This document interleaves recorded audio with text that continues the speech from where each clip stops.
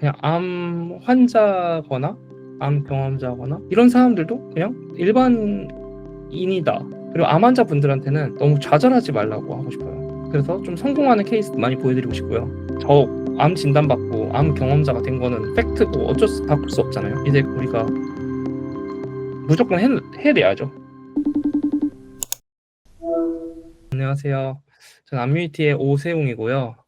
지금 36살, 90년생이고 암 환자분들의 사회 복귀, 경제 활동을 위한 스타트업을 준비하고 있고요. 이거를 하게 된 계기는 제가 2020년부터 22년까지 이제 암을 투병하게 돼가지고 그 당시에 이제 환자로서 살아가면서 암 환자들이 겪는 어려움이 정말 크구나. 진짜 이 삶은 좀 내가 기존에 살아왔던 삶과는 좀 다르구나. 그래서 이분들을 좀 도와드릴 수 있으면 이분들의 걱정 하나라도 좀 덜어드릴 수 있으면 정말 좋겠다라는 생각이 들어서 네, 이렇게 지금은 창업 활동, 다 치료가 끝나고 창업 활동을 하고 있습니다. 2020년도 9월, 8월 말쯤에 림프종, 그중에서 호지킨 림프종이라는 진단을 받았고요. 사실 호지킨 림프종이면 이제 예후가 보통 좋다고 해요. 치료가 보통 잘 된다고 하는데 저 같은 경우는 첫 번째 표준 치료에서 불응을 받았고 두 번째, 세 번째에서도 연달아 불응을 받아서 네 번째 약까지 가가지고 이제 완전 간회를 받았고요. 암이라는 거를 약간 언젠간 진단받을 수 있다라고 생각을 했던 것 같아요. 아무래도 가족 중에서는 암으로 돌아가신 분들이 조금 있으셨고 암은 사실 죽음이라는 생각을 되게 많이 했던 것 같아요. 그래서 저도 이제 맨 처음에는 이 증상이 나왔을 때는 당연히 암이라는 생각은 아예 못했고요. 그게 엑스레이를 찍었는데 가슴 가운데 엑스레이에서도 좀 크게 보인다라고 하셔서 그때부터 되게 많이 겁을 먹었던 것 같아요. 그래서 혹시 암이 아닐까라는 생각을 했고 검사를 다 하면서 네, 암으로 진단을 천천히 받게 됐습니다. 저한테 이게 사실 폐암 4기, 말기 폐암 아니면 림프종 말기 둘 중에 하나의 좀 옵션이 있었었거든요. 이제 엄청 긴장하고 있었고 간호사 선생님께서 오셔서 저한테 케모포트라고 이게 항암 치료에 필요한 여기 관을 삽입한다고 하시더라고요. 그래서 무슨 암인지도 모르는데 무슨 관 먼저 삽입을 하냐 이렇게 여쭤봤고 사실은 겁이 나서 여쭤본 것 같아요. 제가 겁이 되게 많거든요. 그래서 안 하고 싶어가지고 이렇게 말씀드렸었는데 결과가 나왔다고 진단명이 그래서 호지킨 림프종이라는 병이라고 해서 이제 그렇게 치료를 시작하게 됐고 치료는 바로 항암 치료로 시작을 했어요. ABVD라는 이제 표준 항암 치료가 있거든요. 호지킨 림프종 환우들이 하는 그래서 그 치료로 바로 헤모포트 삽입하고 바로 시작을 했고요. 사실 그 당시 되게 무서웠던 것 같아요. 그것도 그 약이 빨간색이에요. 근데 그 링게가 오는 게 보이잖아요. 그 빨간색이 이렇게 관을 따라서. 그걸 볼 때 약간 저 빨간색이 내 몸 안에 들어오면 난 어떻게 될까? 약간 엄청 힘든가? 엄청 아픈가? 아니면 어떤 반응을 보일까? 약간 이런 걸 되게 걱정을 많이 했고요. 근데 막상 이제 딱 몸에 들어왔을 때는 실질적으로 아무 느낌이 없었다. 그냥 링게 맞는 느낌이었어요, 솔직히.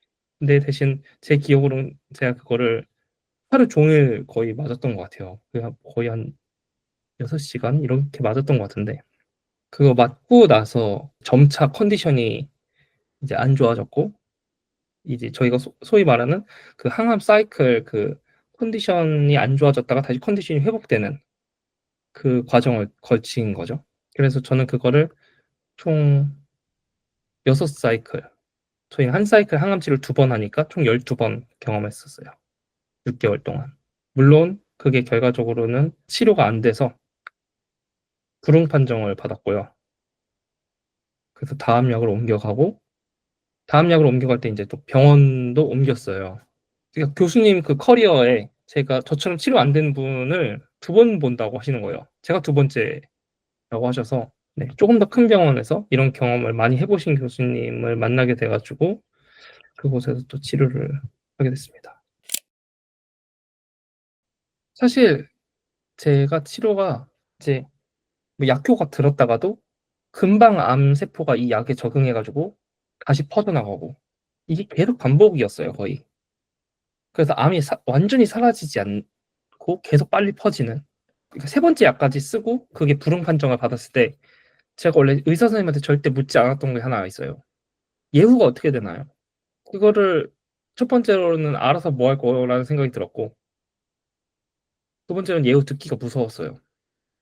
네. 다음 약이 있는지 없는지 그런 것들을 듣기가 무서웠기 때문에 안 물어봤는데 그때 처음 물어봤거든요.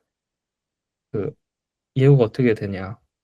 이렇게 연속적으로 불응하고 이렇게 빨리 암이 약에 적응하는 암들은 저 같은 경우는 예후가 별로 좀 좋지 않을 거라고 얘기를 해주셨어요. 저는 당연히 이게 잘 되고 있다고 생각은 그래서 못했던 것 같아요. 그냥 잘 됐으면 좋겠다라는 생각은 했던 것 같고 그리고 약간의 정신승리도 조금 했던 것 같아요. 약이 몇 개는지 모르겠는데 분명히 나랑 맞는 약은 있어. 근데 그게 딱 하나일 거야.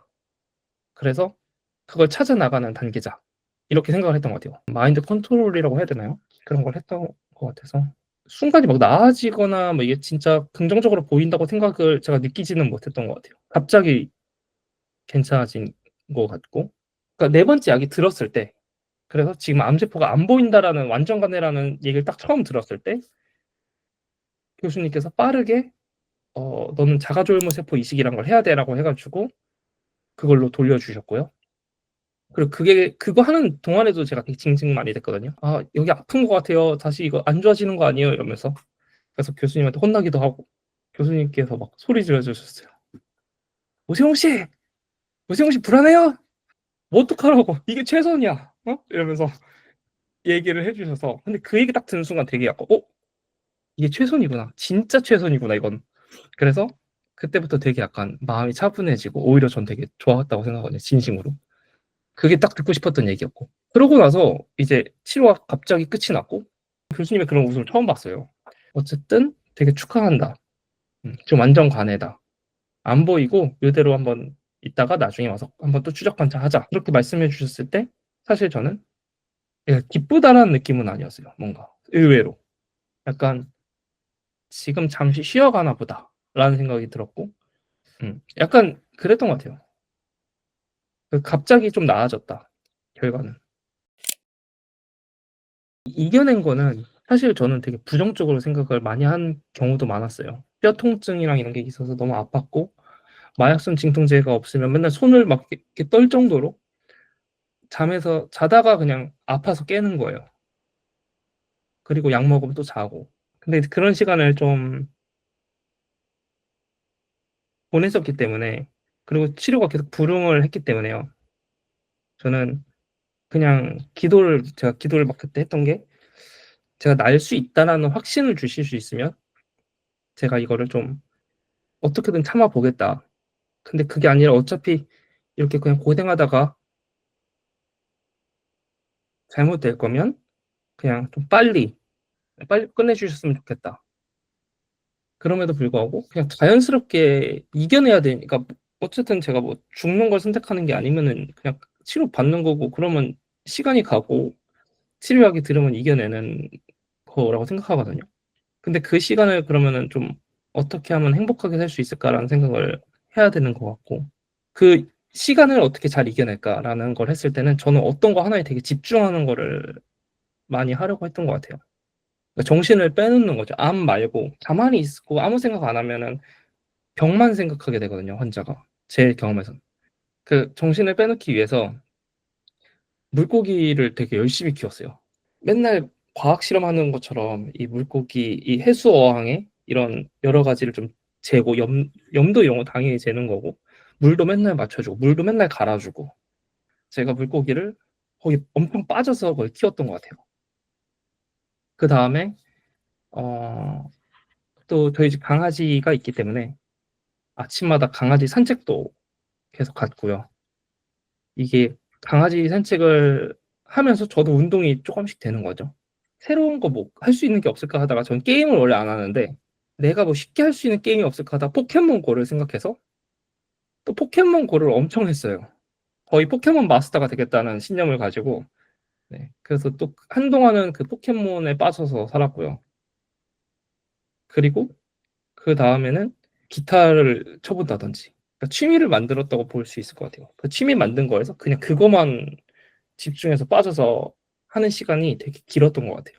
그게 제가 이겨낸 방법인 것 같기도 하고, 저희 환자분들이랑 얘기하다 보면은 환자분들이 다들 취미나 이런 거 할 때 조금, 아니면 사람을 만나거나 이럴 때 좀 생각을 많이 잊으시는 것 같더라고요. 긍정적으로 좀 사고가 되는 것 같고요.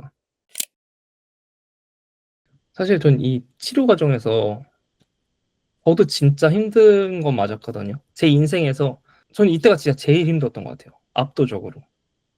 예를 들어서 남들은 약간 군대 2번 가라고 하면 못 간다고 하잖아요. 근데 저는 사실 과거로 돌아갈 수 있으면 군대는 무조건 갈 수 있거든요. 그런데 지금은 과거로 돌아가면 못 돌아가는 시점이 생긴 것 같아요. 그 항암 치료라는 그걸 다시 하라 그랬을, 그러니까 항암 치료 자체가 두려운 게 아니라 그 암 자체가 두려운 거죠. 이 시기에 제가 봤을 땐 저보다 유일하게 좀 더 힘들었을 수 있다고 생각하는 사람이 있다면 좀 가족이라고 생각해요. 외가 쪽이나 친가 쪽 둘 다 엄청 저를 위해서 노력을 해주셨거든요. 예를 들어서 당연히 병원도 많이 알아봐 주시고, 퇴근을 약간 집으로 안 하시고 자꾸 저희 집으로 퇴근을 하셔서 맨날 저한테 뭐 먹고 싶은 거 있어? 막 이래가지고 막 이것저것 가지고 오셔서 먹을 거 해주시고, 실질적으로 그냥 하는 얘기가 아니라 그 가족들이 없었으면은 저는 이걸 진짜 못 이겨냈을 수도 있겠다라는 생각을 하고, 또 친구들이나 이렇게 저를 되게 아껴주는 친구들, 이런 분들이, 지인들이 있었기 때문에 이겨낼 수 있었다고 생각합니다. 제가 느꼈던 가장 큰 어려움은 당연히 지금 이 통증이었고요. 그 통증 때 엄청 불안하고, 나 이때 어떤 약을 더 먹어도 되나?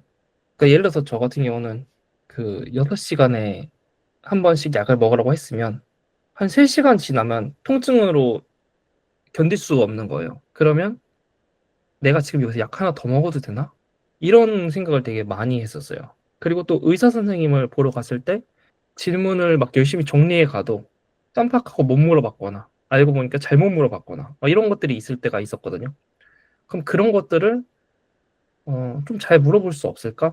약간 그런 고민들. 제가 겪었던 어려움은 그런 어려움이었어요. 방금 말씀드린 어려움들을 해소할 수 있는 서비스를 기획을 했었어요.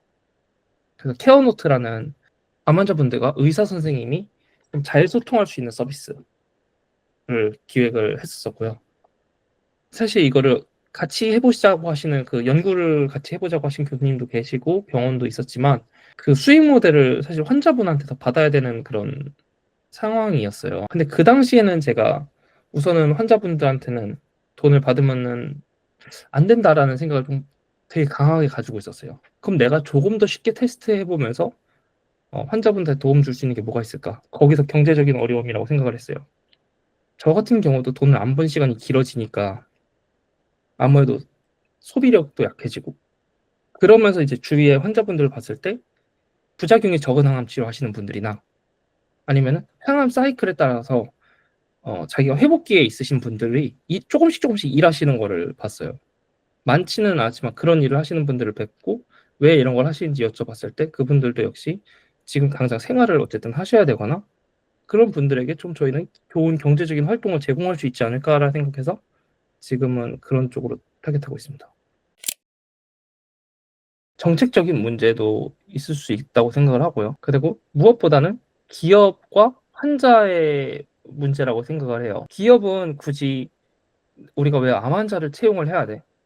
그러니까 건강한 사람을 채용하는 게 훨씬 더 일도 하기 편하고, 또 재발 리스크도 없으니까 뭐 퇴사 걱정이나 이런 것도 없을 거고, 그리고 암 환자라고 하거나 암을 경험했다고 했을 때 그러니까 전문성이 좀 떨어지지 않을까라는 생각도 조금은 하시는 것 같아요. 맨 처음에는 재택 아르바이트 포지션 같은 거를 이제 공고 올려주시는 거 보고 제 기억에 53군데에 연락을 했었던 것 같아요, 올해 초에. 근데 그 중에서 딱 한 군데만 좋다고 하시고 나머지는 다 안 된다고 하셨거든요. 그 이유는 뭐 자기네들이 암 환자분들과 함께 일할 수 있는 그 인프라가 제대로 안 되어 있을 수 있기 때문에도 있었고, 또 아니면은 그런 채용 케이스가 없다, 자기네는.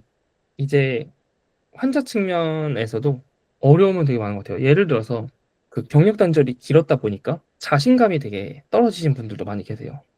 실질적으로 일을 하시면은 잘 하실 수 있음에도 불구하고 내가 할 수 있을까? 그 내가 지금 건강 상태를 유지하면서 할 수 있을까? 이런 고민도 하시고요. 내가 일을 해서 스트레스를 받아서 암에 걸렸나라고 걱정하시는 분도 많이 계세요. 그런 분들 좀 사회로 복귀하기 좀 두려워하시고, 대부분의 케이스에서는 실제로 일을 하는 경우 사회 활동을 할 때 그 재발률 이런 것도 좀 더 낮다고 결과가 나와 있거든요.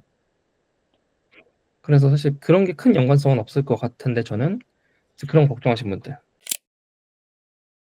환우분들한테는 어쨌든 일자리를 제공해줬을 때 되게 감사해하세요. 그리고 심지어 일자리를 제공을 제가 다 해드리지는 못했거든요. 근데 인터뷰만 해도 막 눈물을 흘리시면서 되게 고마워하시는 분들이 많이 계세요. 그만큼 일에 대한 그런 걸 귀중한 기회로 생각하시는 것 같아요. 저는 맨 처음에 되게 작은 일들을 먼저 매칭을 많이 시켜드려요.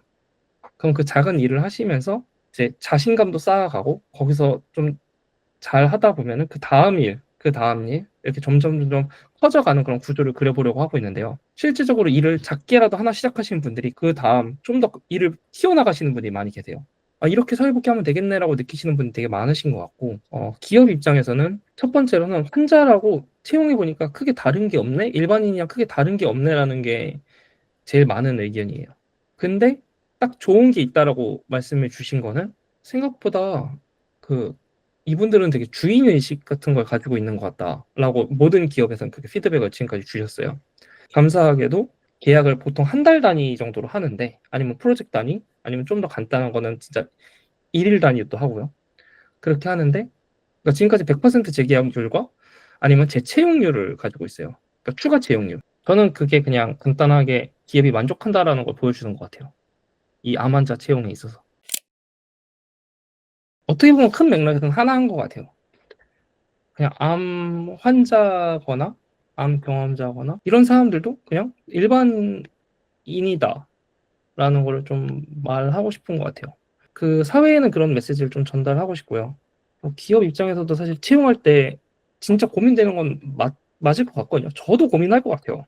고민하는 건 당연하다고 생각하지만, 생각보다 어, 채용해본 기업들이 있고, 그리고 그 기업들이 봤을 때 괜찮네라고 느낀다는 걸 저희 전달하고 싶고요. 그리고 암 환자분들한테는 너무 좌절하지 말라고 하고 싶어요. 그래서 좀 성공하는 케이스도 많이 보여드리고 싶고요. 암 환자인데도 잘 하고 계신 분들 케이스 많이 보여줘서 그분들한테 용기 드리고 싶고, 환경이 이런 걸로 암 진단받고 암 경험자가 된 거는 팩트고 바꿀 수 없잖아요. 그렇다고 해서 좌절하기보다는 여기서 우리가 무조건 해내야죠. 그래서 그런 마인드를 좀 심어드리고 싶습니다. 암뮤니티는 뭐 이름부터가 벌써 그 암 환자 원래 커뮤니티를 좀 생각을 해서 만든 거예요. 커뮤니티가 사실 되게 좋은 커뮤니티들이 많이 있거든요. 우리가 대체할 거야 이런 것보다도 좀 더 큰 의미의 커뮤니티를 생각했던 것 같아요. 같은 암 환자는 다 암 환자 커뮤니티에 속한 사람이라고 저는 생각을 해서 그분들한테 좀 도움이 되는 서비스가 됐으면 좋겠다는 생각을 했고요. 지금 뭐 저희 서비스가 뭐 열심히 지향하는 바는 암 환자분들을 위한 부분이지만, 이게 어쩔 때는 되게 부족할 때도 많고 불편한 것도 많고, 저희 스타트업이다 보니까 방향 전환도 있을 때가 있고 뭐 여러 가지로 그래요. 하지만 그 목적 하나는 분명하다라는 걸 좀 말씀드리고 싶고, 그거는 암뮤니티 하면 돼 이렇게 만들고 싶습니다. 그렇기 때문에 저도 열심히 노력할 거고요, 그 문제 해결을 위해서. 그러니까 암 환자 분들도 또 그 가족분들도 더 힘을 내셔서 우리가 원하는 삶을 꼭 잘 사셨으면 좋겠습니다. 아무리 어려운 순간이었어도 화이팅입니다. 감사합니다.